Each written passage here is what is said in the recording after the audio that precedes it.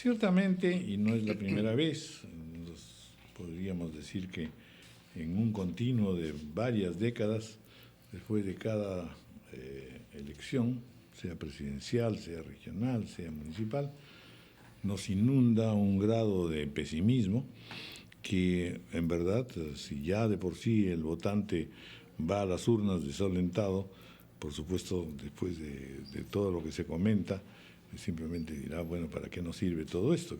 ¿Hacia dónde estamos caminando? Y efectivamente, los voceros, los analistas, los especialistas señalan que estamos en un momento complicado y que no pareciera que encontráramos fórmulas para llegar lejos y encontrar una solución. Buscaba una entrevista que le han hecho a Enrique Bernales, que él en realidad dice, bueno, acá hay una cosa tan compleja que tiene que ver el Ejecutivo, el Legislativo, los partidos, el Poder Judicial, en fin, hasta caer al ciudadano, me imagino. Entonces, si eso es así, estamos pues en un grado de complejidad mayúsculo.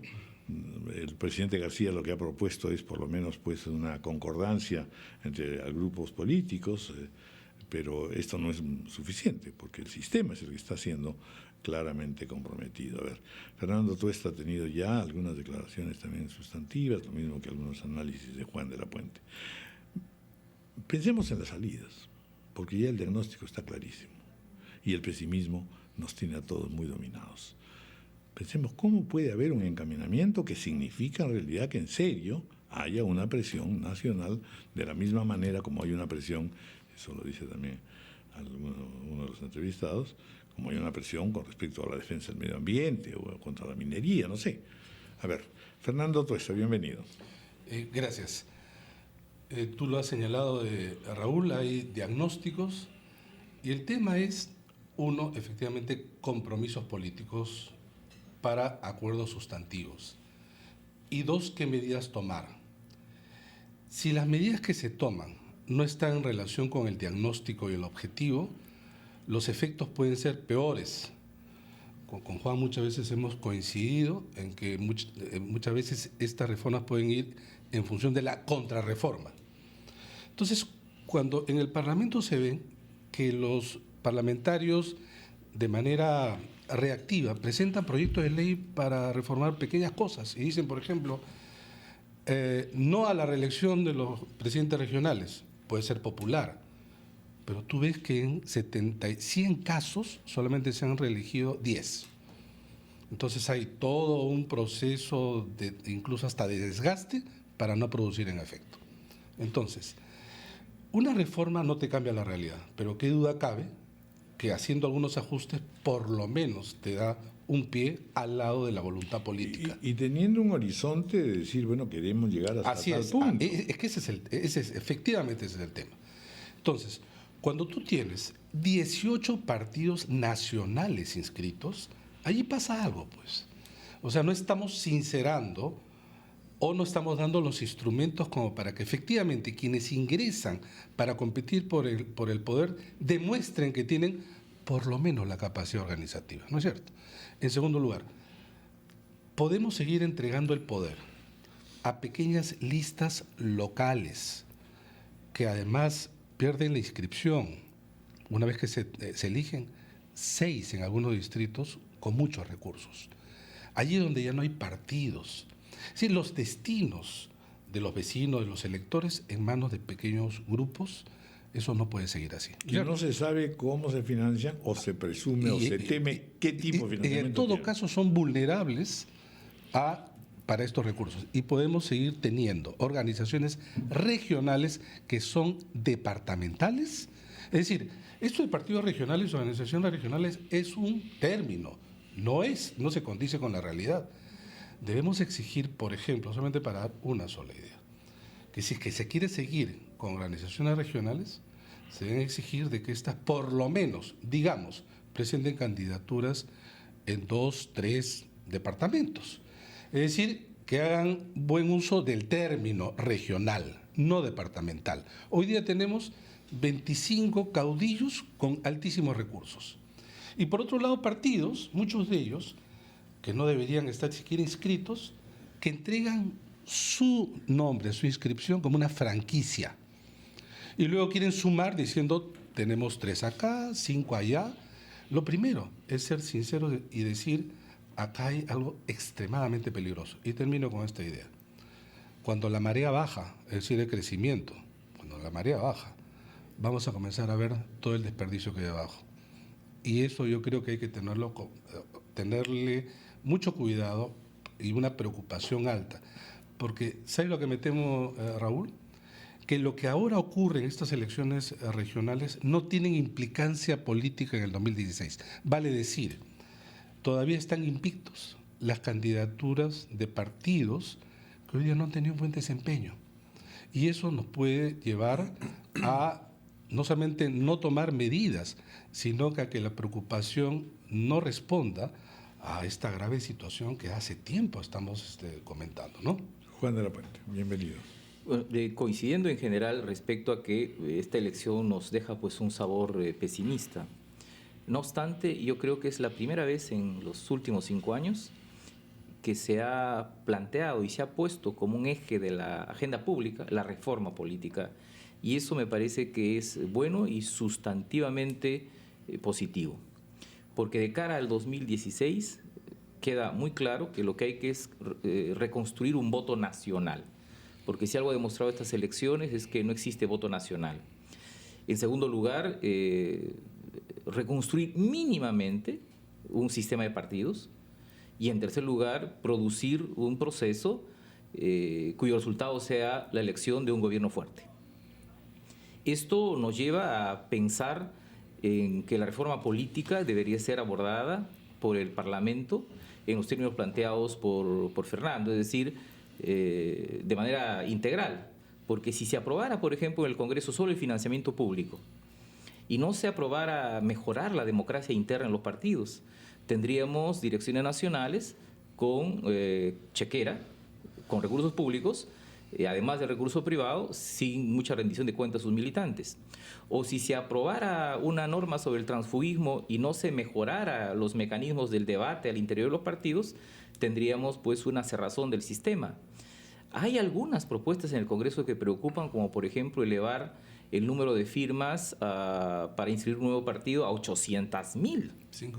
¿No? El 5% del padrón electoral. Pero si no es así, ¿cómo impedimos entonces lo que estaba planteando Fernando Tuesta? Es decir, tenemos 18 partidos, tenemos una cantidad increíble de candidaturas para cada alcaldía distrital, provincial, regional, presidencial. Bueno, hay un proyecto de ley de partidos políticos que por primera vez ha sido planteado por los 3 organismos electorales, el jurado, RENIEC y OMPE, que creo que resume una visión en conjunto de una institucionalidad que nos pueda dar una mejor representación política. ¿Tú has tenido ocasión de revisar ese proyecto, Juan? Sí, lo he revisado, ¿no? Porque eso es un poco como, es valioso seguramente, pero eso es como cuando la Iglesia lanza su encíclica, ¿no es cierto? En el mundo entero la leen y después dicen chao. Se ha empezado a debatir. Hay un nuevo dictamen de la Comisión de Constitución.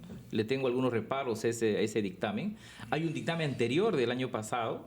Y el principal riesgo, como señalaba Fernando, es que confundamos la reforma con modificaciones muy parciales que termine siendo una reforma, una contrarreforma. Por ejemplo, si hoy día en las listas parlamentarias la norma dice que pueden ser invitados directamente, o sea, a sugerencia del líder del partido en el fondo, el 20%, ¿no? Obviamente esos invitados vienen con recursos propios. Bueno, se ha planteado en el dictamen que se incremente a 25%.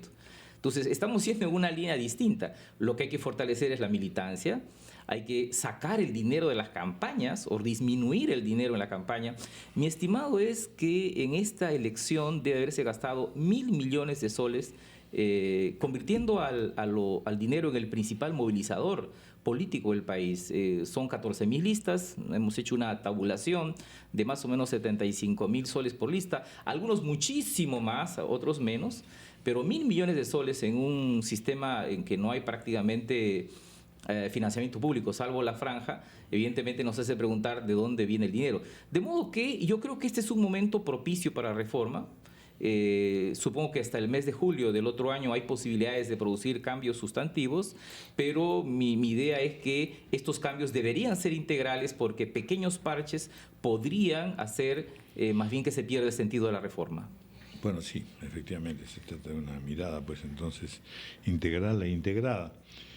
¿Quiénes son los que están más interesados en que el sistema continúe como está? Es curioso esto porque, conversábamos fuera de micros, esta es una reforma que ha sido planteada desde los medios, por los periodistas, por la academia y poco por los partidos. Y eso sí es un tema serio porque, como yo he escuchado muchas entrevistas que ustedes han hecho en los últimos días, daría la impresión que un grupo muy importante de políticos consideran que el resultado electoral no pone en tela de juicio sus posibilidades del año 2016 y como que hay dos países, un país que vota regionalmente y un país que vota en elecciones presidenciales. Y en la medida en que los grandes líderes y los grandes grupos políticos no se comprometan con la reforma, esta no va a salir. Por ejemplo, en el tema del voto preferencial, cuando los políticos no están en el Parlamento, están a favor de eliminar el voto preferencial, ingresan al Parlamento, creen que su forma de entrada es por el voto preferencial e inmediatamente se pone en una posición contraria. Pero lo que tú notas es importante porque daría la impresión que estando en la agenda no hace carne en quienes deberían ser sus principales promotores, ¿no? Mire, yo siempre tomo el ejemplo de que existe una norma, que es no incumplida, porque en fin economía y finanzas también es lerda, pero que se les asigna dinero a los partidos en función de los votos. Quien no ha protestado jamás son los partidos. Mira, entonces eso nos está diciendo que en realidad no se trata de una hipótesis de trabajo. A los partidos les conviene que estén las cosas como están. Y a ciertos liderazgos que también le interesa que no haya una cosa interna que significa que los pongan, digamos, los inviten al retiro, pasen a segundo plano, se dediquen solamente al magisterio, ¿no? Son figuras permanentes, casi digamos, catedralicias, ¿no? Entonces, los partidos no tienen una base democrática, o la tienen, uno, dos. Y si esto es así, ¿por dónde comenzamos? Entonces una reforma política, puesto que los partidos no se van a poner de acuerdo y cada uno de ellos va a intentar que exista alguna cláusula que le permita su irregularidad, mantener la irregularidad. Sin duda, eso existe. Y yo no diría partidos, sino miembros de partidos que lo atraviesan transversalmente. Por ejemplo, es cierto que todos declaran que hay que eliminar el voto preferencial. El momento de la votación lo rechazan. Bueno, entonces, ¿quién gana? Ganan algunos que creen que con esto obviamente sacan ventaja. Solamente te voy a poner un solo caso. Sobre el tema de financiamiento. Todos estamos a favor del financiamiento público que está en la ley. El dictamen señala que el Ministerio de Economía debe entregar 61 millones de soles para el 2015. ¿Sabes lo que significa, Raúl, 61 millones? La ley lo dice, no es por un año, pues es por 5. Y la propia ley está mal hecha. O sea, lo que dice por 5 años... Frente a los 1.000 millones reales. Pero además no se podría hacer. Pero lo peor de todo es que al lado de eso que está bien, y además corresponde 12 millones, es que tienes que hacer ajustes también de control. Porque si no, ¿cuál es el mensaje a la población? Oye, le estás dando plata, pero no... al lado no estás creando controles efectivos por algo que en realidad la gente no quiere. Y ya hemos visto también los controles que se proponen, que no son los verdaderos controles. Así es. Pero digamos, ¿terminó usted en la universidad tal o no terminó en esa universidad? Oiga, no sé usted, pues... No, pues, entonces, al lado de esto, mire, acá están consignados en esta publicación del Jurado Nacional de Elecciones los dos proyectos de ley. El de partidos políticos y el de participación y control ciudadano, sobre todo el tema revocatoria. Lo entregaron al Parlamento, no lo han tomado en cuenta. Y este es el único proyecto que tiene una visión integral. Tú ves el dictamen y son parches, pequeños y además reactivos proyectos o artículos prohibir que la no dan. reelección, por ejemplo, prohibir, y no solamente, sino incluso la municipal. También. Entonces imagínate un alcalde de 4 años, ¿no? Y cuando tú ves la data, la reelección no es el problema. Es más, el Parlamento peruano tiene una tasa de reelección que es la más baja en toda América Latina. Que se da naturalmente, digamos, ese mecanismo. No, mira, imagínate. Último minuto. Desde anoche ha sido internado un ciudadano africano de Nueva Guinea en el hospital Alcides Carrión. Dentro de algunos minutos va a dar una conferencia de prensa el viceministro de Salud sobre los resultados del análisis. Vamos a esperar esto porque, por supuesto, la sospecha es que podría tener el ébola. En Brasil se descartó el caso sospechoso. Temas como se ha señalado sobre democracia interna. Democracia interna no necesariamente saca mejores candidatos, pero qué duda cabe que mejora la calidad de la organización. Se propone que la OMPE organice de manera simultánea las elecciones en los partidos. Será una suerte de financiamiento indirecto. Ningún partido hace elecciones de nuestro país sin que se cuestione sus resultados. Que lo haga como en algunos países el organismo electoral, que tiene experiencia, logística, credibilidad y confianza. Muchos de los partidos o algunos miembros de partidos no quieren. Inscripción nuevamente. Tú señalabas que quizás si es que no se eleva, puede ingresar muchos partidos. No es cierto. Entonces, ¿En qué sentido no es cierto? Hay un mercado de firmas falsas. Tú entregas, vamos a poner el caso del 95, se subió de 1% a 5% en el año 95. Los partidos pasaron de ser organizaciones más o menos fuertes a ser absolutamente enclenques. Y resulta que el número de firmas entregados para la inscripción del 2000 fue equivalente a todo el padrón. ¿Alguien puede creer que realmente había una demostración organizativa de este partido que quería inscribirse? Pues no, hay un mercado negro. Y ni siquiera los organismos electorales pueden dar fe de que cada firma es realmente válida. Válida puede ser, pero no real. Entonces, nuevamente, ¿qué es lo que queremos? ¿Existe voluntad para eso? ¿Y cuáles son los caminos para emprender? Obviamente, la ley no cambia la realidad, pero nuevamente, qué duda cabe, que puedes crear algunos incentivos y retirar algunos desincentivos. Por ejemplo, se ha gastado 28 millones de soles en franja regional. Inicialmente la ley de partidos solamente era para los partidos nacionales y elecciones presidenciales. Bueno, pueden decir, oye, esto es necesario también para las elecciones regionales, pero ¿sabes lo que pasa, Raúl? No sé si recuerdan el debate, se cortaba para la franja regional. ¿En Lima acaso tenemos elección regional? No, y lo tenemos que ver los limeños. ¿Y sabes por qué? Porque resulta que no es posible poder lograr que lo que se paga solo se emita en cada circunscripción. Pero no es solamente eso, sino que los partidos regionales son tan débiles que ni siquiera tienen capacidad para hacer un spot. Y entonces entren a YouTube los oyentes y vean la franja regional y se van a dar cuenta del desperdicio de recursos. Entonces, se da ajustes ahí a donde no se debe y donde se necesita, simplemente se abre las puertas a, por ejemplo, el despilfarro de recursos o no lograr controles mayores. Nuevamente, se quiere dar financiamiento público, que está bien, pero ninguna exigencia más. Y entonces es un pésimo mensaje, obviamente, para los ciudadanos, que cuando se quiere hacer esfuerzos importantes para llegar a un fin, simplemente rechazan, ¿no? Esto ya es responsabilidad indudablemente de los partidos. Bueno, todo esto nos está hablando, pues, efectivamente, de responsabilidades severas a los partidos que no se cumplen y que también hay, pues, por supuesto, una serie de maniobras medio curiosas y que por lo bajo. Pero la otra realidad que también han señalado ustedes y varios analistas es que la manera de hacer política hoy día en el mundo entero ha variado de manera sustantiva. Existen otras formas, otros agentes. En general, no hay país en el cual no se quejen de que los partidos pues no están representando el sentir de las gentes, y más aún, sobre todo, de la gente joven.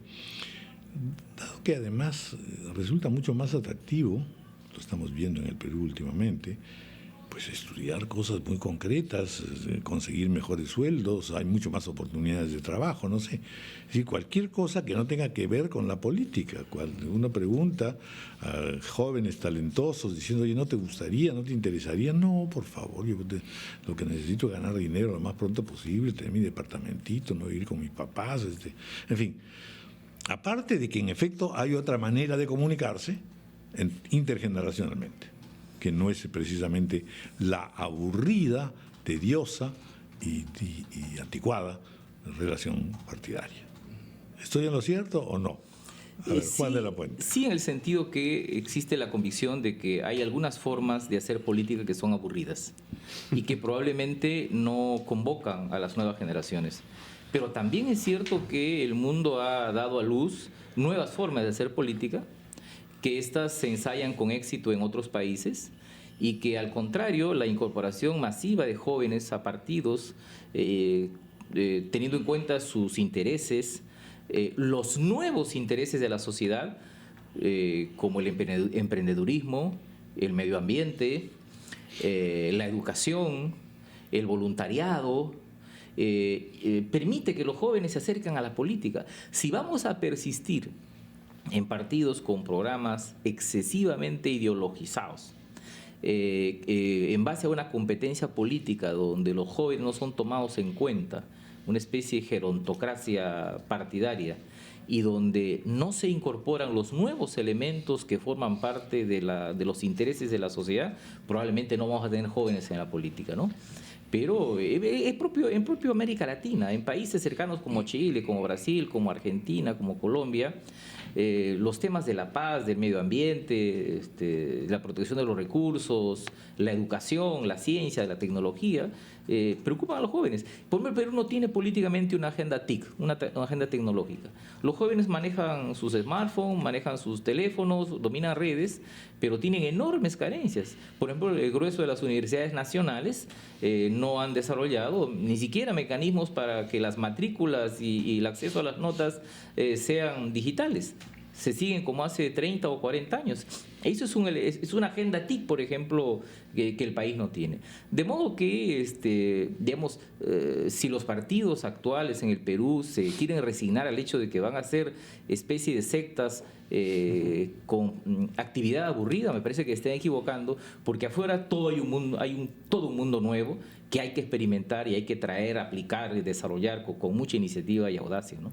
Bueno, Juan, quería aprovechar tu presencia y la usted también, don Fernando Tuesta, para consultarle sobre lo que ha planteado aquí en RPP este fin de semana Alan García Pérez, ¿no? A propósito de pasar de partidos nada más, y él está pasando como él observa, la necesidad que tiene nuestro país de fortalecer los partidos, de renovar la política en su visión, y plantea, por ejemplo, una candidatura suya supeditada a la formación de un frente precisamente para eso, para lo que él considera que es su deber ahora, ¿no? Renovar, reforzar, salvar la política y los partidos. Hacer coaliciones en sí mismas no es renovar la política.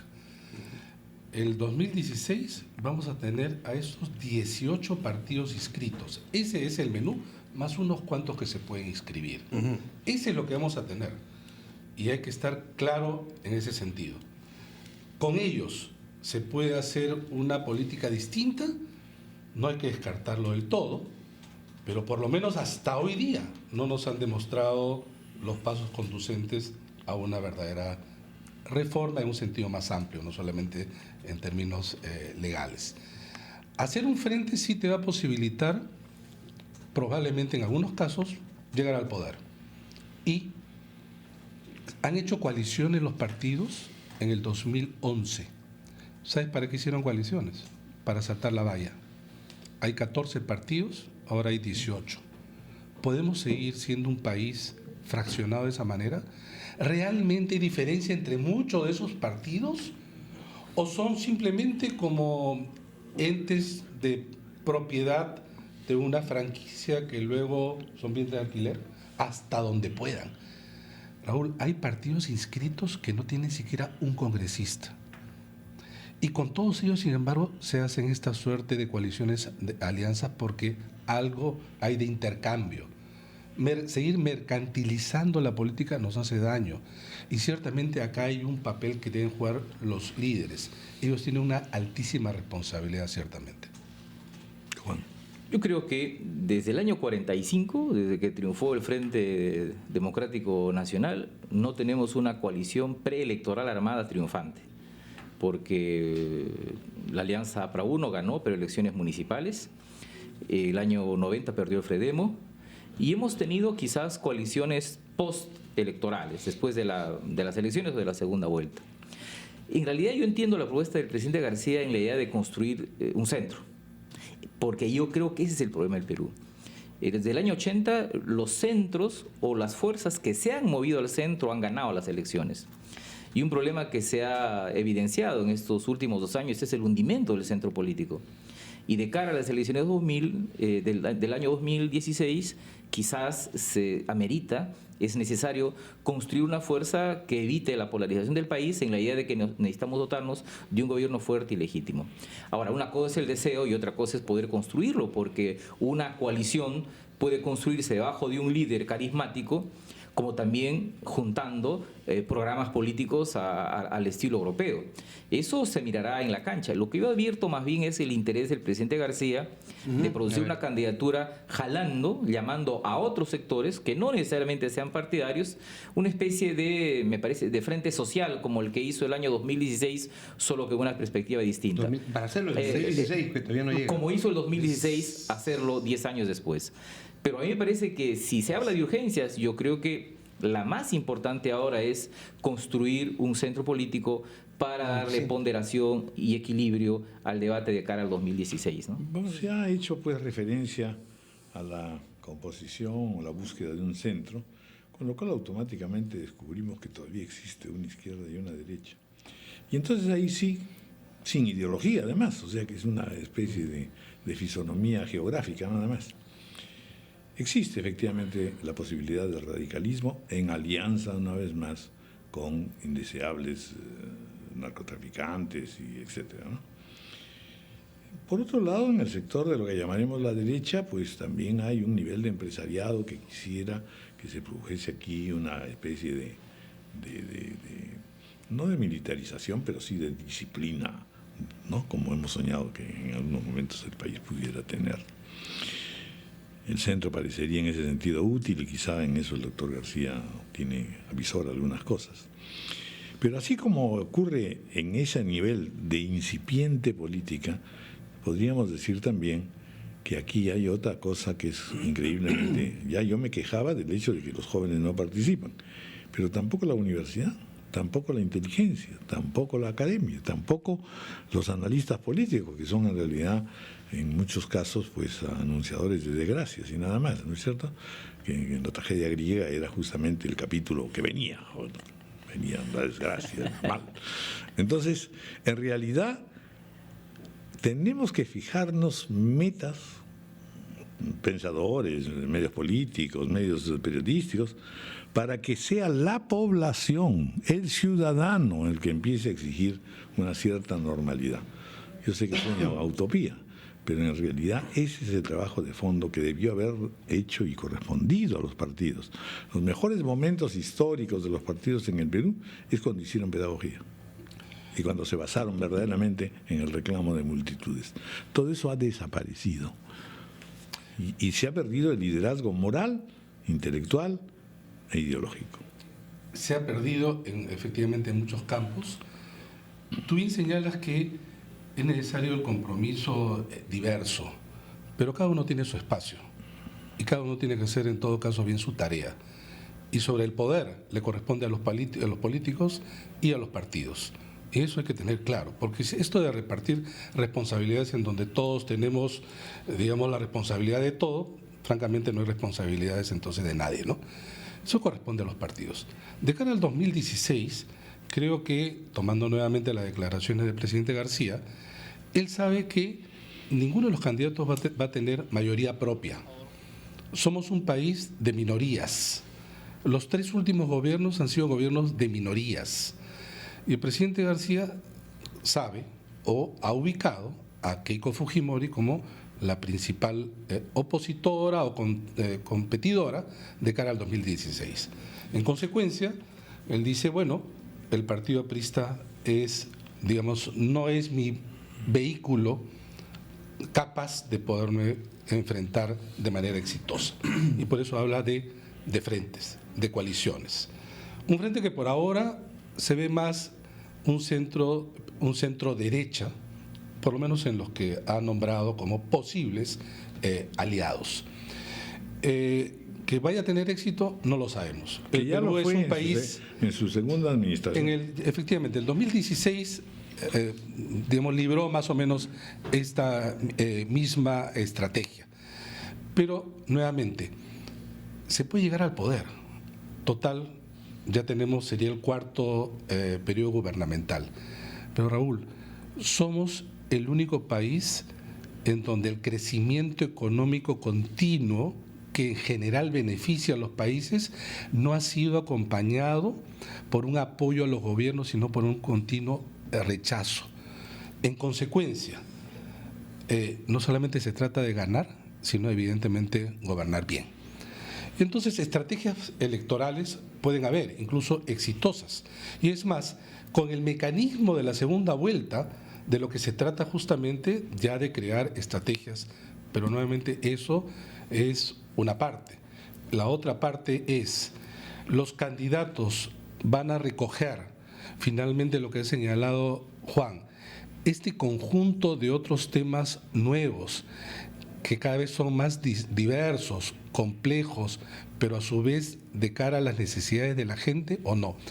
¿Por qué vamos a tener un menú de 18 partidos que de repente con coaliciones eran un poco menos de candidatos? Pero ellos son más. Eso está ocurriendo con la cocina peruana también. Demasiados menús. Juan. Bueno, en un país que ha crecido como ha crecido el Perú en los últimos 14 años, la urgencia es construir una comunidad política. Y no se va a poder construir una comunidad política si no se recupera una perspectiva nacional del poder y por lo tanto no apuntamos a que en 2016 exista un voto nacional. En esa idea tiene razón cuando se señala que hay una responsabilidad de las élites. Finalmente, el problema de una democracia que funciona poco o deficientemente es un problema de las élites. Yo recuerdo que cuando empezó el proceso de descentralización, muchos decían que era la oportunidad para poder construir unas élites regionales responsables con la descentralización, pero también con una visión en conjunto del país. Bueno, salvo excepciones, esas élites regionales no se han construido y es evidente por lo que se está viendo. Pero también es cierto que los partidos y las grandes tendencias políticas han abandonado sus perfiles programáticos en aras de visiones que absolutizan el marketing político. Lo hemos visto en la última elección, candidatos que empiezan bailando y cuando uno dice ¿y en qué momento deja de cantar y bailar para proponer cosas? Siguen bailando y siguen cantando. Y entonces en ese escenario probablemente los ciudadanos sienten que hay poco para demandar de los políticos. En la última elección a mí me preocupó seriamente, además de los candidatos, me preocupó el ciudadano, porque ha demandado poco, ha reclamado poco. Y hemos tenido en esta elección un ciudadano mudo y espero que de cara a las elecciones del próximo 2016 tengamos un ciudadano más reclamón, más activo, más participante y con más expectativas. Ya. Bueno, pues muy bien. Muchísimas gracias por todos estos alcances. Vamos a mantener una cierta luz de optimismo.